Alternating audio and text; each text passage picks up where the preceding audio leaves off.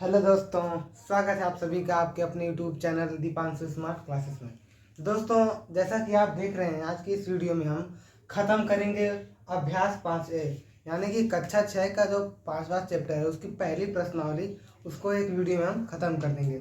तो बारी बारी से हम एक एक क्वेश्चन उठाएंगे और सबको अच्छे से समझते हुए सॉल्व करते हुए चलेंगे। दोस्तों, तो मेरे पास है ये किताब और मैंने खोल रखी है अभ्यास 5A और मैं शुरू करता हूँ पहला क्वेश्चन। तो पहला क्वेश्चन है हमारा, शिक्षक प्रत्येक शिक्षार्थी को 3 पेंसिल देते हैं।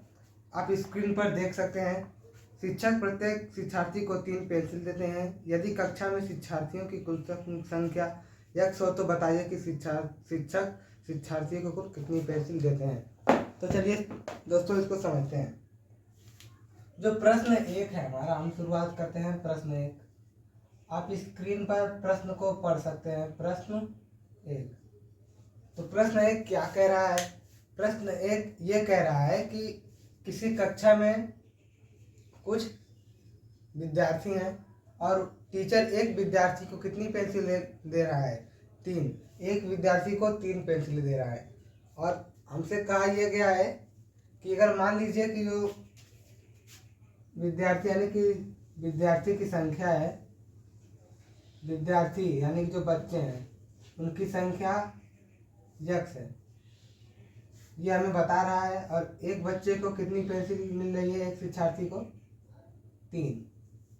तो दोस्तों, हमसे ये पूछा है कि बताइए कि उस जो टीचर जो अध्यापक की पेंसिलें बांट रहा है उसकी कुल कितनी पेंसिलें खत्म होगी अगर वो एक बच्चे को 3 पेंसिलें देगा। तो सबसे पहले ये समझते हैं कि अगर मान लीजिए, अगर हम बस सपोज दैट हम मान लेते हैं कि x यानी कि x मान लेते हैं, उस x क्या है? x उस विद्यार्थियों की संख्या है। तो एक पल के लिए हम ये मान लेते हैं कि हम x को 10 मान लेते हैं। अगर हम x को 10 मानेंगे यानी x क्या है? विद्यार्थियों की संख्या। अगर हम मान लें विद्यार्थियों की संख्या 10 है, तब क्या होगा? तब शिक्षक की कितनी पेंसिलें खत्म होगी? तब 10 है तो एक बच्चे को 3 मिल रही हैं, तो 10 पेंसिलों को बांटेगा, तो 10 बच्चों को बांटेगा तो 3 का गुणा 10 में होगा और आएगा कितना? 30। इसका मतलब ये है कि उस शिक्षक की कुल कितनी पेंसिलें खत्म होंगी? 30 पेंसिल खत्म हो जाएगी। हमने बस ये माना कि अगर मान लीजिए कक्षा में 10 बच्चे हों तो एक बच्चे को 3 पेंसिल मिल रही है, तो कुल बच्चों को कितनी पेंसिलें मिलेंगी? तो 30 पेंसिलें मिलेंगी। इस तरह देखा जाए तो अगर यहाँ पर दिया हो ठीक इसी प्रकार शिक्षार्थियों की संख्या, विद्यार्थियों की संख्या कितनी है, बच्चों की संख्या कितनी है? x है। तो क्या होगा? एक बच्चे को 1 पेंसिल देंगे तो एक बच्चे को 3 पेंसिल देंगे तो कुल खर्च जो होंगी पेंसिलें, वो हम ऐसे समझते हैं, कुल खर्च पेंसिलें, कुल खर्च हुई पेंसिलें, कुल खर्च हुई पेंसिलें वो कितनी होंगी? चलिए देखते हैं। तो एक बच्चे को कितनी मिल रही है? 3। और कुल बच्चे कितने हैं हमें बताया गया है क्या? x। तो दोस्तों, जैसे हमने 3 का गुणा 10 में किया था, हमने x की जगह 10 माना था। यहाँ पर क्या था? x की जगह हमने 10 माना था और यहाँ पर x की जगह हमने x को लिख दिया। अब हम क्या करेंगे? 3 का गुणा करेंगे x में, तो 3 का गुणा हम x में करेंगे तो हो जाएगा कितना? 3x, जो कि हमने पिछली वीडियो में सीखा था दोस्तों। तो इस पहला क्वेश्चन का हमारा आंसर रहा, ये जो है ये स्टेटमेंट, ये हमें बहुत ज़रूरी से लिख लेना है। तो हमें ये पता चल गया कि अगर एक बच्चे को 3 पेंसिल मिल रही है, तो अगर बच्चों की संख्या x हो तो कुल पेंसिलें कितनी खर्च होगी? 3x, यानी कि जितने बच्चे होंगे और 3 पेंसिलों का गुणा कर देंगे तो उतनी पेंसिलें खत्म होंगी। तो पहला प्रश्न जो हमारा हो चुका है। अब हम चलते हैं दूसरे प्रश्न की ओर। तो हम लोग उठाते हैं, आपको स्क्रीन पर दिख रहा होगा दूसरा प्रश्न यह है कि अपने उत्तर पुस्तिका में रिक्त स्थानों में संख्याओं को की जगह कोई बीज लिखिए। तो आप देख रहे होंगे स्क्रीन पर, यहाँ पर कुछ डब्बे बने हैं और कहा यह गया है कि उन डब्बों में कोई संख्या लिखनी है, बीज गणितीय संख्या, कोई बीज लिखना है। तो मान लीजिए यहाँ पर 4 डब्बे हैं, मैं चारों डब्बों को लिख देता हूँ इसको मिटा के। तो यहाँ पर 4 डब्बा मैंने पहला प्रश्न लिखा। आप स्क्रीन पर देखिए प्रश्न 2 है 12 + 5 = 17। और दूसरे लाइन में यहाँ पर बना है डब्बा और बाकी सब उसी तरह है, यानी कि बराबर की जगह बराबर, 17 की जगह 17, 5 की जगह 5। और हमें ये कहा गया है कि डब्बे में कोई बीज लिखिए, तो हमने मान लीजिए लिख दिया क्या, x। अब हमसे ये पूछा है कि इसका प्रयोग किस संख्या के लिए किया गया है, जो हमने बीज लिखा उसका प्रयोग किस संख्या के लिए किया गया है। तो दोस्तों अब हमें देखने की जरूरत है इस, मान लीजिए ये क्या है, 1 है और ये क्या है, 2 है। तो 1 नंबर और 2 नंबर को हम मिलाते हैं और देखते हैं कि इसमें क्या है। 12 की जगह यहाँ पर डब्बा है जिसमें हमने एक बीज लिखा है, प्लस की जगह प्लस का निशान है, कोई बदलाव नहीं। 5 की जगह 5, बराबर की जगह बराबर, और 17 के स्थान पर क्या है, 17 है। तो हम बाकी ये कह सकते हैं कि ये जो हमने बीज लिखा है ये किसकी जगह लिखा है, हमने 12 की जगह लिखा है। ये बीज हमने किसकी जगह लिखा है, 12 की जगह लिखा है। जैसे ही हमने पहला प्रश्न किया, बस इसमें बिल्कुल आसान क्वेश्चन, इसमें कुछ भी नहीं देखना था, बस हमें ये देखना था कि इस डब्बे की जगह ऊपर लाइन में क्या था, तो हमने लिख दिया क्या है, 12। इस संख्या की जगह कौन था, 12। तो बाकी के जो 3 क्वेश्चन बिल्कुल ठीक इसी प्रकार है, आप उसे खुद से कर सकते हैं। तब तक मैं चलता हूँ अगले क्वेश्चन की तरफ। इसको हम मिटा देते हैं। अगला प्रश्न, प्रश्न नंबर 3 क्या है, प्रश्न 3 क्या है, प्रश्न तीन क्या कह रहा है, चलिए देखते हैं। आपकी स्क्रीन पर दिख रहा होगा। रहीम के पास 10 रुपए थे, उसने रजिया को कुछ रुपए दे दिए, उसके पास कितने रुपए बचे, इस संबंध को अक्षरों की सहायता से व्यक्त कीजिए। तो दोस्तों ये है रहीम और ये है रजिया, रहीम और रजिया। तो दोस्तों प्रश्न में कहा यह गया है कि रहीम के पास कुल कितने रुपए थे, रुपए 10। और रहीम ने क्या किया कि अपने रुपए में से रजिया को कुछ रुपए दे दिए। तो चलिए हम मान लेते हैं इसने रजिया को x रुपए दे दिए। तो हम यहाँ पर लिखेंगे क्या, माना रहीम ने रजिया को कितने रुपए दिए, x रुपए दिए, रजिया को x रुपए दिए। ये हमें लिखना पड़ेगा दोस्तों, ये जो पूरी बात हमने लिखी है, जो हमने माना है, ये हमें लिखना पड़ेगा। तो हमने माना क्या, रहीम ने रजिया को x रुपए दे दिए। तो दोस्तों अब हमें ये पूछा है कि रहीम के पास कितने रुपए बचे, उसको हमें बीजगणित के रूप में लिखना है और उसे समझना है। तो चलिए समझते हैं। रहीम के पास पहले से कितने रुपए थे, 10। उसने रजिया को कुछ रुपए दे दिए, यानी कि रहीम के कुछ पैसे कम हो गए होंगे, यानी 10 रुपये में से कुछ माइनस हो गया होगा। और हमने रजिया को कितने रुपए दे दिए, x। तो रहीम के पैसे में से हमने रजिया के पैसे को निकाल लिया, यानी कि रहीम के पास कुल कितने रुपए थे, रुपए 10। और उसने रजिया को कितने दिए, x। यानी कि 10 रुपए में से हम x को घटाएंगे तो क्या, यही जो रुपया बचेगा 10 माइनस x। तो रहीम के पास कितने रुपये बचेंगे, पहले 10 थे उसमें से कुछ हमने घटा लिया, तो 10 में से x घटाने पर यही बचा। और रहीम के पास ये बचे रुपए, हम इसको कहते हैं रहीम के पास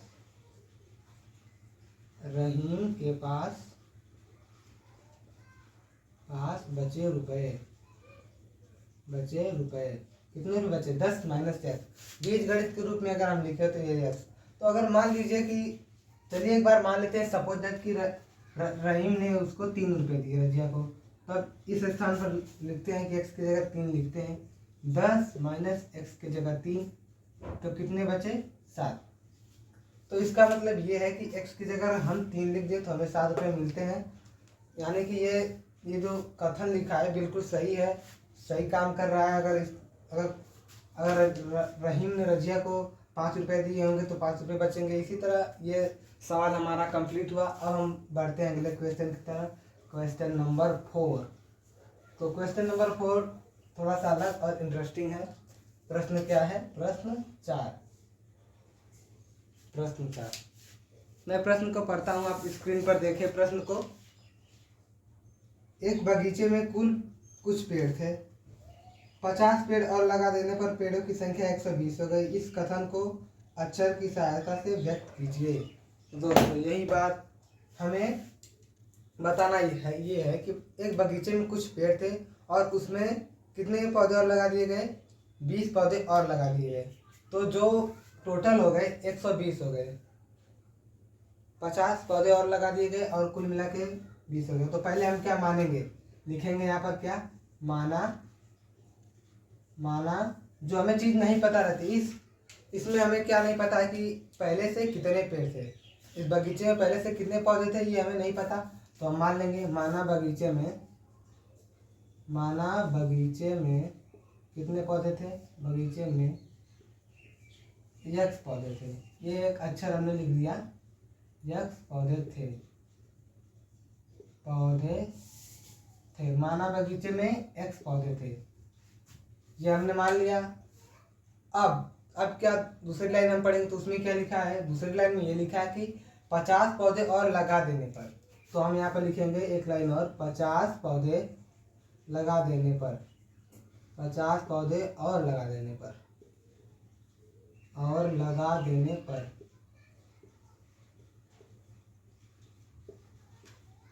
50 पौधे और लगा देने पर क्या हो गया होगा, पहले तो x था पहले से और इसमें हमने कितना बढ़ा दिया, 50। तो अब पौधों की संख्या जो हो गई होगी x प्लस 50। और तीसरी लाइन में ये लिखा है कि बाद में पौधों की संख्या x प्लस 50 हो गई। अब हमें लिखना है पूरा स्टेटमेंट।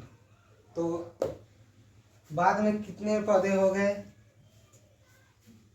हमें बताया, हमें ये पता है कि 120 पौधे बाद में कुल हो गए। तो अब हम इस कथन को पूरा करते हैं। तो x पौधे पहले से थे, इसमें 50 जोड़ दिए गए। तो इस हमें किताब में लिखा गया है, प्रश्न में बताया गया है कि पहले से कुछ पौधे थे और उसमें 50 पौधे और लगाने पर पौधों की संख्या कुल कितनी हो गई, 120।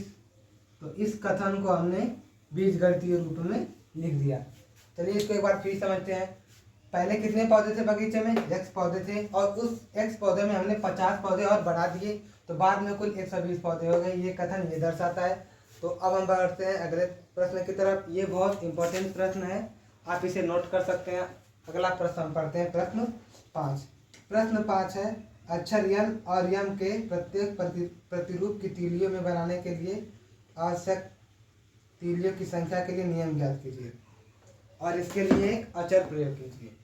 तो पहले इसको मिटाते हैं। आप प्रश्न पढ़ लीजिए एक बार, किताब में है आपके। तो कहा गया है यन ऐसा होता है और फिर ये है यन और यम।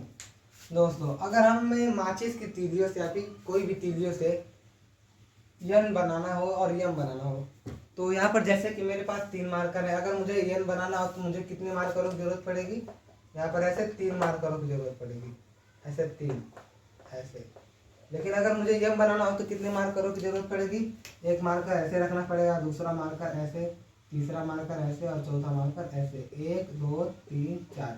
हमें कुल मिला के 4 मार्करों की जरूरत पड़ेगी। ठीक है दोस्तों, तो यन का प्रतिरूप बनाने के लिए यानी कि यन के जैसा बनाने के लिए हमें 3 तीली लगेगी और यम के जैसा बनाने के लिए हमें 4 तीली लगेगी। और एक चर को लिख के हमें ये बताना है कि हमें कुल कितना तीलियां लगेगी। तीलियों की संख्या बताने के लिए हमें एक नियम ज्ञात करना है। तो हमें ये पता चल गया कि इसमें कितनी तीलियां चाहिए, इसमें 3 चाहिए और इसमें कितनी चाहिए, 4। तो दोस्तों इसी के जैसे और बनाने के लिए हमें एक अचर संख्या बतानी है। तो हम क्या करेंगे, यन बनाने के लिए हमें क्या चाहिए, 3 तीली। अगर यन हमें 1 बनाना होगा तो हमें बस 3 चाहिए, इसमें 1 का गुणा कर देंगे। अगर यन का प्रतिरूप हमें 2 बनाना होगा तो हम 3 का गुणा 2 में कर देंगे। और यन का प्रतिरूप 3 बनाना होगा तो हम 3 का गुणा कर देंगे। अगर यन का प्रतिरूप 4 या फिर 100 बनाना हो तो हम 3 में 100 का गुणा करेंगे। इसी तरह अगर यम का प्रतिरूप यानी कि यम के जैसा तीली बनाना होगा, अगर हमें 1 बनाना होगा तो हम 4 में 1 का गुणा करेंगे। अगर हमें 10 बनाना होगा तो हम 4 में 10 का गुणा करेंगे। अगर हमें 50 बनाना होगा तो हम 4 में 50 का गुणा करेंगे। दोस्तों आपको बात समझ में आ रही होगी। तो हमें जितनी भी n यानी m और n बनाने होंगे उतनी ही, अगर n बनाने होंगे तो हमें जितना बनाना होगा उतने में 3 से गुणा करना होगा, और अगर हमें m बनाना है तो उतने में जितना बनाना है उतने में हमें 4 से गुणा करना होगा। इसका मतलब ये है कि जो n बनाने के लिए हम यहाँ पे लिखेंगे n प्रतिरूप बनाने के लिए, n प्रतिरूप यानी किसी के जैसा बनाने के लिए, n प्रतिरूप बनाने के लिए 3 फिक्स है। बाकी की अगर ये जो नहीं फिक्स हमें कितना बनाना है उसकी जगह हम लेते हैं यक्स ले लेते हैं, यानी कि यक्स का गुणा करेंगे, 3 में हम यक्स का गुणा करेंगे, यक्स प्रतिरूप बनाना है अगर, तो क्या हो जाएगा 3 यक्स।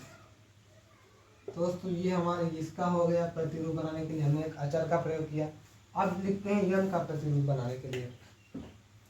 यम का प्रतिरूप बनाने के लिए क्या होगा, यम का प्रतिरूप बनाने के लिए, यम का प्रतिरूप बनाने के लिए हमें कितनी तीलियों की जरूरत पड़ती है, 4 तीली मिलाएंगे तो यम बनेगा। फिर इसमें मान लीजिए कि हमें इसमें भी तीलियों की संख्या जितना बनाना होगा हम उतना से गुणा करेंगे, तो मान लीजिए इसमें भी यक्स बनाना है तो क्या हो जाएगा 4 यक्स। तो प्रश्न में कहा गया था कि हमें यही अचर यानी कि नियम ज्ञात करना है, तो हमें जितना भी n बनाना होगा तो उसमें हम जो भी जितना बनाना होगा उसमें 3 का गुणा कर देंगे, और m बनाना होगा तो हम उसमें 4 का गुणा कर देंगे। अब हम तो दोस्तों अब ये हमारी प्रश्नावली खत्म हो चुकी है। अब हम एक अगली वीडियो में मिलेंगे और एक नई प्रश्नावली के साथ। तब तक के लिए दोस्तों आप इतने को अच्छे से पढ़िए, और तब तक के लिए हम मिलते हैं अगली वीडियो में। तब तक के लिए टेक केयर, बाय बाय। और दोस्तों हाँ, हमारे चैनल को सब्सक्राइब करना ना भूलें, क्योंकि ऐसी इंटरेस्टिंग और यूजफुल वीडियो आपको इस चैनल पे हमेशा मिलती रहेंगी। तब तो मिलते हैं अगली वीडियो में।